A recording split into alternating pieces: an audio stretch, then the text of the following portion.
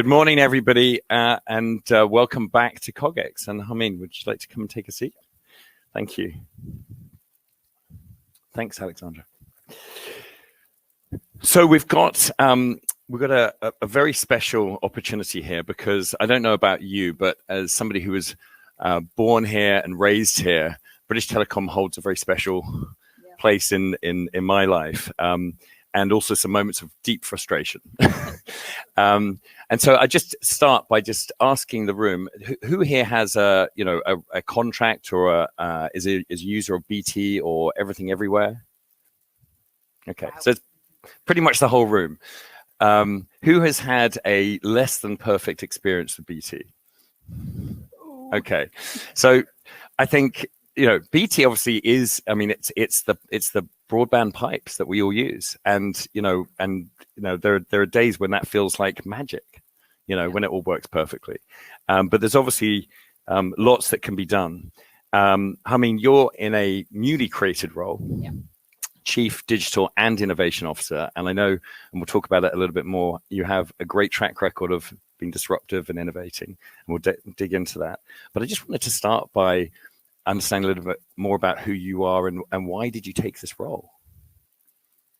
So, Charlie, one of the things that I've really enjoyed doing in the past is actually bringing that disruptive thinking and seeing if I can use it to create something more beautiful and something better for the customers and create that delight. And I think when Philip reached out and we were talking, I was a little taken aback by a national icon like BT, such a large global organization, one of the largest telcos in the world. But we were very much more further away than we should be in 2021. And I think, but I loved his vision of how we could be much more of a techco and how we really had an opportunity here. And the more I started thinking about it, he and I were talking for months, and before I realized, I was actually doing strategy papers for him, and then I thought, I don't work for him, I work for somebody else. But I think somewhere he got me really hooked. I mean, I drank the Kool-Aid of what BT could be. Mm-hmm. And having been here now about 3 months, I really feel the opportunity ahead of us is far greater than we can even imagine, because we have 175 years of history behind us. Mm-hmm. And my job is to work with the rest of the team and work with the businesses and work with everybody and with our customers, and hopefully write the future chapter, which will become history after some years. That is exciting. That is very exciting. It is exciting.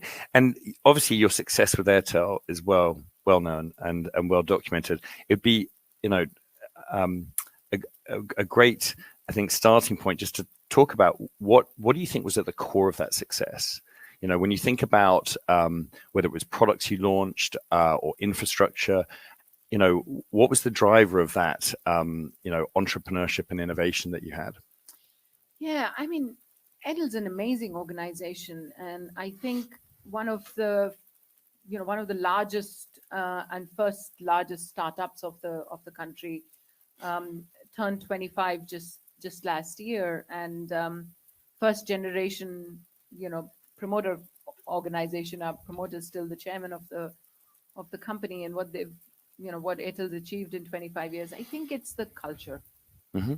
It's not the products. It's the people and the culture, and culture breeds the people and breeds culture itself. It's infectious, it's magical. And what creates that magic is it's one of the most empowering companies I've ever worked for. I mean, I was a tech person and running technology, and then I created digital, and then I wanted to run a business. So I had a conversation with my CEO and my chairman, and I started the cybersecurity business, and I wanted to run the cloud business, and that was almost literally over one email. Is we said, "Oh, I'd like to do this." I said, "Okay, go do it," and we started that, and I think it's highly empowering. We all talk about agile. We all have agile in our organizations, But the true implementation of agile, and if you go and if you found Jeff or any of the fathers of agile, and what they would say is agile is not just about a process and a way of doing things. It's actually about the empowerment to do things as well. And I keep telling my team as well that if we had a culture where I'd have probably more than 1,000 squads running at any point in time. Imagine if each and every one of them thought that they were the CEO of that squad. One person who thought my squad, and they're fully empowered to make decisions. I mean, they would make more than 1,000 decisions a day. And the pace at which we would move as an organization would be amazing. That leads me on to a related question. Just give us a sense of scale of, so you mentioned 1,000 squads. Yeah. Over 25 years, how big did that organization get? How many customers, how many products, and so on? You're talking my previous organization? Yeah. So I think the big power of Airtel was also its customer base. So they're globally about 18 countries, 400 million customers, about a little over 100 million in Africa, and we cover the whole sub-Saharan belt in Africa. And then, of course, Southeast Asia and India being the largest, which was 300 million customers. And a very lean organization. I mean, it's only 10,000 people. Wow. In India, and maybe 4,000 or 5,000 in Africa. So it's very lean organization. But again, from a level of empowerment, had over 1 million retail points. And, one of the ventures I started, besides my own businesses, I helped the company launch the bank, which is one of our pride and joy today. So it's a telecom running a full-fledged banking organization. It's just got slightly different rules than normal banks, but the bank has almost 50 million customers today, and it was less than 4 years old. That's the power of a startup. No, if you absolutely. I mean, that's by the way, that would almost be the dream of most telcos, right? Yes. Is to launch a completely different business that leverages the brand and the infrastructure and so on. So let's just come back to BT. Yeah. It sounds like an exciting opportunity. I'm sure there are going to be skeptics out there. I think so. So what's Ask step? me in a year, but I think so.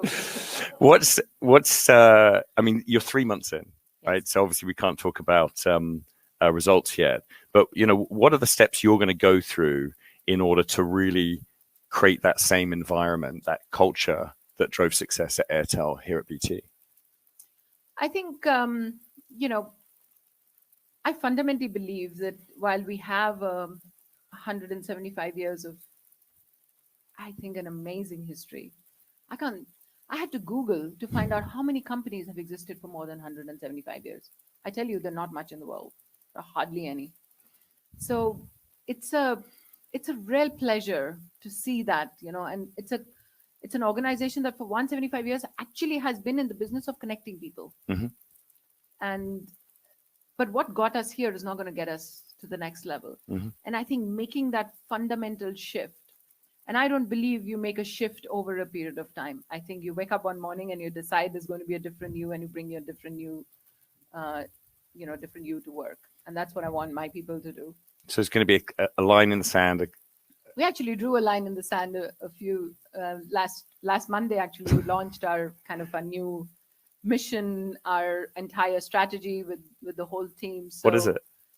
So our mission is be fearless, customer obsessed creators that amplify growth.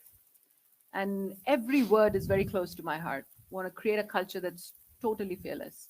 It's okay to fail, because if you're going down an uncharted territory, you don't know what's going to make you succeed.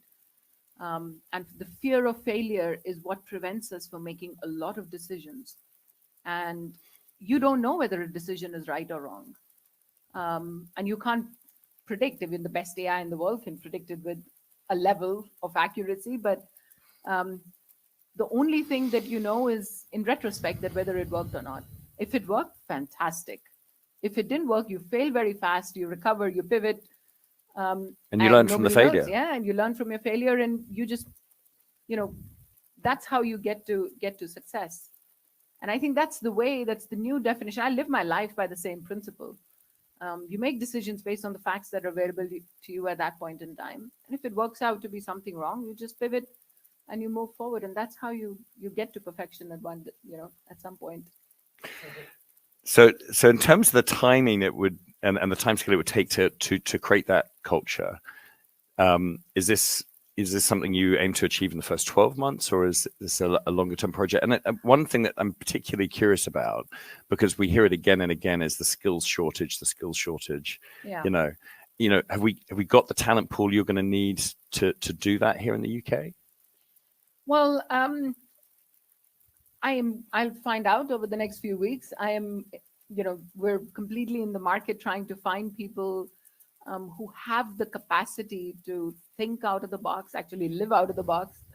But at the same time, I think resonate with our culture. They're fearless.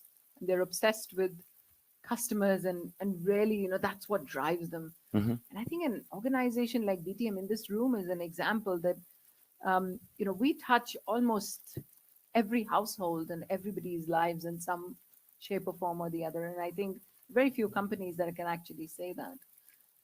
So what we can do with it is actually in our hands. Um, and I think anybody who wants to be a part of that, and I think I have to get the balance right, that what I can offer is scale and opportunity and millions of customers in every household, Mm-hmm. and a stage for impact. What I want people to bring in is that that entrepreneurial thinking, depth in technology, but also the ability to really think out of the box and be able to look at a problem and get excited about solving the problem, Mm-hmm. and then using tech to solve the problem, Mm-hmm. and not just excited about tech. I mean, you Mm-hmm. have to be. I mean, I'm a hardcore technologist, and I tell you, I couldn't have chosen a better world, because um, in technology, you get to reinvent yourself every few years. And you have a legitimate excuse to do that Mm-hmm. because technology changes so fast. But just doing tech for tech, I don't really believe in that. I think tech has to be for good. For good, yeah. Um, Well, I want to come back for the for good comment in a second, but I think you would have grabbed people's attention by saying you wanted to have, or you did have 1,000 squads, and you thought of the squad leader as a CEO of their own business, because I think that empowerment really is what it's about. But I've got to ask you the question: how empowered are you going to be in your role at BT? I mean, how big's the budget? How big a difference are you going to be able to make? I think I mean, I've just been a couple of days, discussing that, both presenting our strategy to, you know, the board and everybody as well. And there's a lot of support and buy-in. But I think the biggest thing is, I think we know what we need to do now. We need to change. We need to build an organization for the future, and we need to do it for our customers. If nothing else, we owe it to our customers.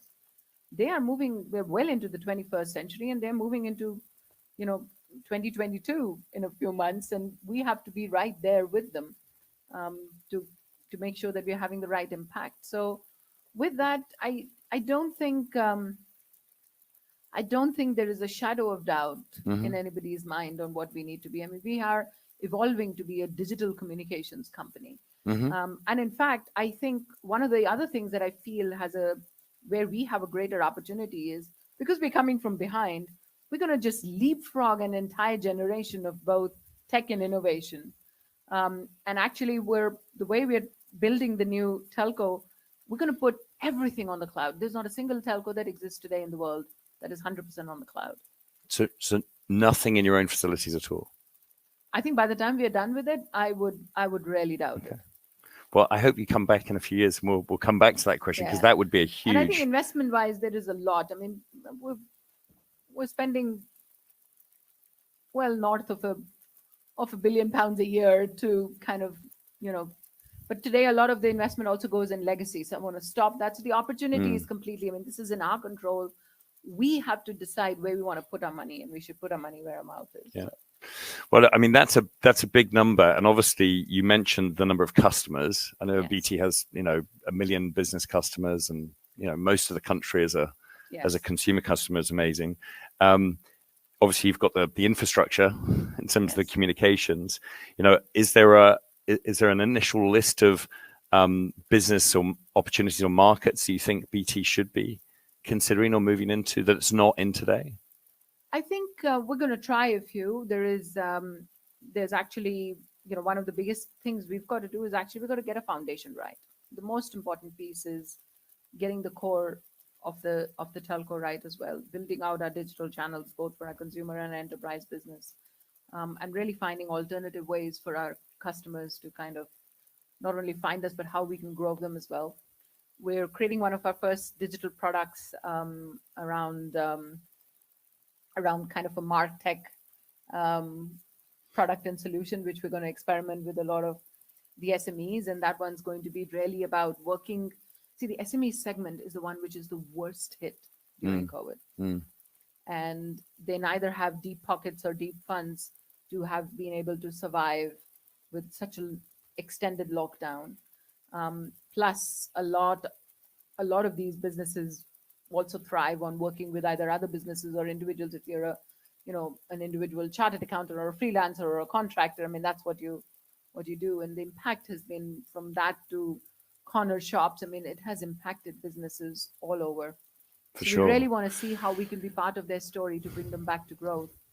And this is a true platform play, because a platform is something that connects producers to consumers. Mhm. And we've got 30 million consumers, so lots of customers, and this platform is really to see how we can help all these SMEs and connect them to our consumers so they can grow their businesses. And how can we be a really part of kind of that bounce back Almost creating a marketplace. and creating a Yeah, marketplace as well. fantastic. So That sounds very exciting. And I mean, obviously, I wanted to come back to this comment around good. Our theme for this event is how do we get the next 10 years right? yeah, And I'm sure one of the things you've been dealing with, certainly well, in engineering in general, but also especially around artificial intelligence and the data that a telco connects, is how do we get the use of data right? And we've had an ethics stage here, dedicated one for 4 years. And it's something we're very proud of. What are the challenges that you see coming up in that new plan that you're building? And what do we need to do to make sure that we do get these algorithms right everywhere, not just at BT? see, I really think first of all, I love the company's, BT's vision statement, which is connect for good. And I think it's really imbibed in all of us as well. And if we remain true to that, I think at least in the organization we'll do a great job of being on the right sides of ethics. And I think AI makes it very important. Mhm.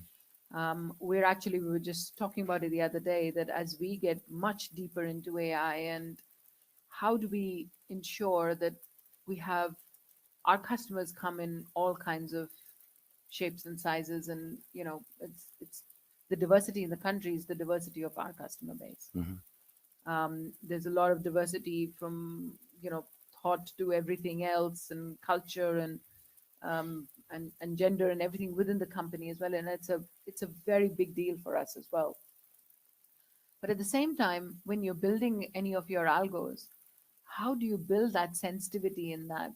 Or sometimes it's a lack of sensitivity. So the AI doesn't get biased by affluency or Mhm.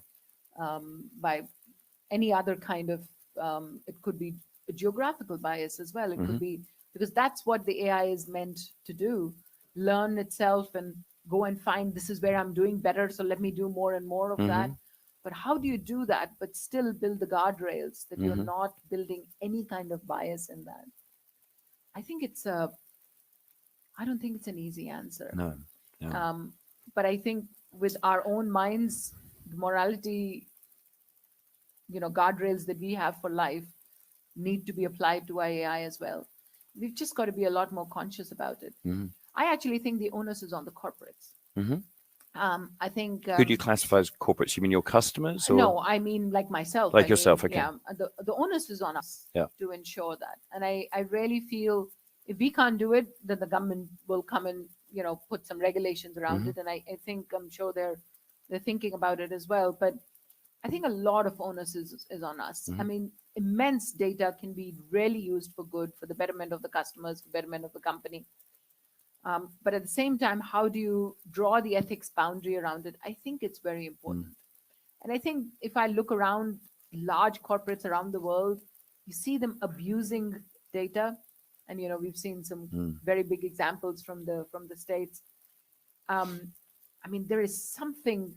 about that literally makes my blood boil, because it's organizations like that. I mean, I think it's when you are such a big institution and you have the trust of millions of your customers, along with that comes a lot of accountability. Along with that also comes the responsibility. And I would say in some cases, I feel it's borderline irresponsible.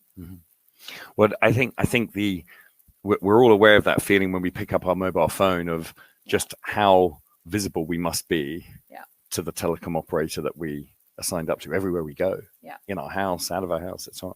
So I think that trust, is hugely important.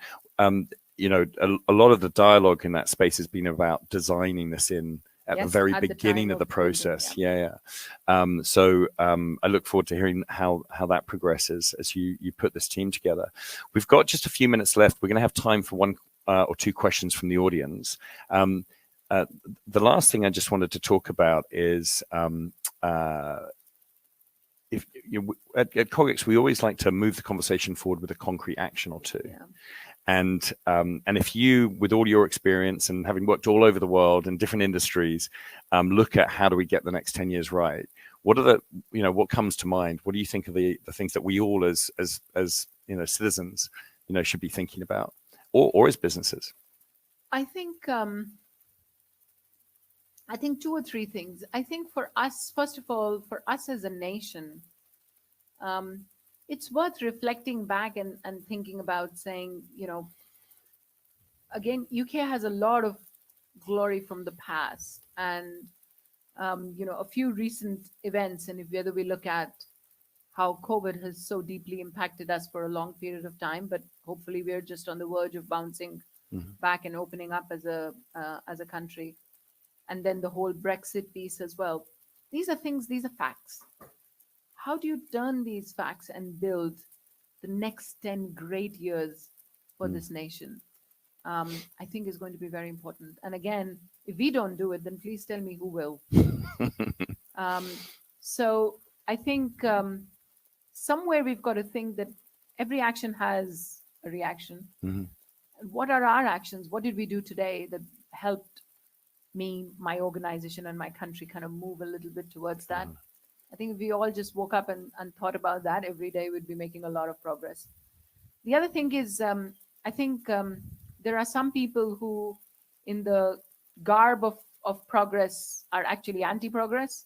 I think they should wake up a little differently every morning and say, what did I do today to prevent somebody from making progress? And how can I not do that tomorrow? Right. So taking some personal responsibility for getting, creating a great 10 years ahead. Well, I think it's a great place to pause on my questions. Do we have any questions? One at the back here.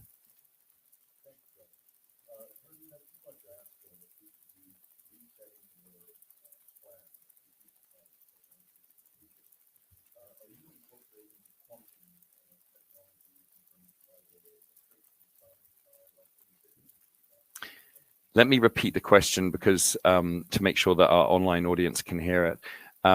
What role is quantum going to play in your plans going forward? I think it definitely would be a consideration, especially given the scale in certain areas. And I think we've got as part of our global business, kind of cybersecurity is a big business for us that we do not only in the country, outside the country, with a lot of corporates, and of course for ourselves as well. So that could be a definite play. The other use of quantum could be a little bit, one of the things that we've got to do is look at new revenue streams for the company as well. And some of those are very, not just revenue streams, but I would say new business opportunities and new business growth areas as well. And one of that could very much be on actually the concept of using data for good. And as we go into that, I think quantum could play a big role. But at the same time, I would say there are many other things that we've got to do before we get to that problem. So if I am looking towards quantum to solve a problem, then I've made a lot of progress from where I am. So I just need to get there first. Very good. Now we've only got time for one very quick last question. You say at the front. Wow. And we had about 7,000 as part of your day job of security and developer, you will file tickets against security. Once that work has been sent to India for years, we had no faults in about 5 years. What would you do to address this perfect culture of failure? See, I think outsourcing is a very it's an interesting term, and I don't know who coined it, but I'd like to find the person who coined it. Because I don't know what are we. It should be about leveraging talent around the globe, and I think I mean I'm Indian, come from India. Last 7 years I was working in India. Before that, 20 years was spent more in Europe um, and the US. But if I were to look at the talent in India, I think it's got like digital is one thing that India has embraced in such a big way. But the engagement, and both people own just as much as our British developers did before. I mean, the engagement and getting their feedback, that's great value. Yeah. So the point I was making is that outsource sometimes the way we treat outsource is that we've kind of it's something that we've shirked responsibility of, and it's kind of your problem now, and it should not be about that. So I don't know what is the out part of that sourcing is, and both calling a resource a source. I mean, I have moral problems with everything in that one phrase, but I truly think it's about when it's an inclusive culture, it's an inclusive culture. And one of the things, if I want to build a squad that's fully empowered, then I'm going to build a full squad whatever the location is. So for me, it's more about development locations rather than outsourcing. So if there is something that's done in India, it's going to be, full-fledged developed in India, and hence they're as empowered not only to make decisions, but also they're integral part of the team, giving everything back. And if it's done here, then it's done here. Taking a squad of 10 people and putting that across different countries, not the best way to do it. Saying you're outsourced, so you will do the job that I don't want to do, not the way to do it. And because you are in India and I'm a British icon, and hence what I say is right and your opinion doesn't matter, not the way to do it. So you just have to turn it over the head. Brilliant. So, I mean, obviously, accessing talent, whether it's here or overseas, is something that every company is thinking through constantly. So, just unfortunately, don't have any more time for questions. I'm really excited to see where you take BT. I'm excited as well. I think, it really would be wonderful to have you back next year and to talk about the progress there. Are there any final thoughts that you want to share with the audience? So, we obviously pride ourselves on being a forward-looking conference. I guess, what are you most excited about over the next 10 years? I think, I don't know about 10 years, but over the next 10 days, 10 weeks, and 10 months, I'm most excited about finding the right talent that can really help bring about this switch, and also, talent that can really bring a lot of outside in thinking, blended together with the experience that we have within the team, and really using that to bring about the transformation that's needed as well. And I think, the same thing that what I take a lot of pride in being a digital person and a technologist is that I don't think technology by its nature is biased, but I think human beings are biased. And I also think the same thinking that we bring, saying BT is an iconic company, national pride, but very monolithic, and hence it's not going to be the culture for me to work at. I consider that to be a bias as well, because that's changing. So, are you open-minded enough to actually embrace that change? And do you have the courage to actually be part of the transformation? It's very easy to watch companies transform. It is much harder when you're right at the heart of it.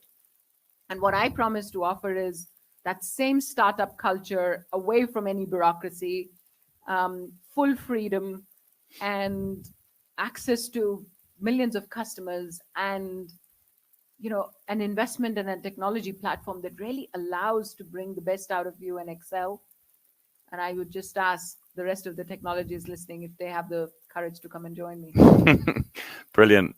Well, listen, it's been an inspiration to hear that fresh thinking coming into BT. I'm certainly rooting for you guys to succeed. And thank you for being with us today. Pleasure. Thanks for having me. Thank you, Harmeen.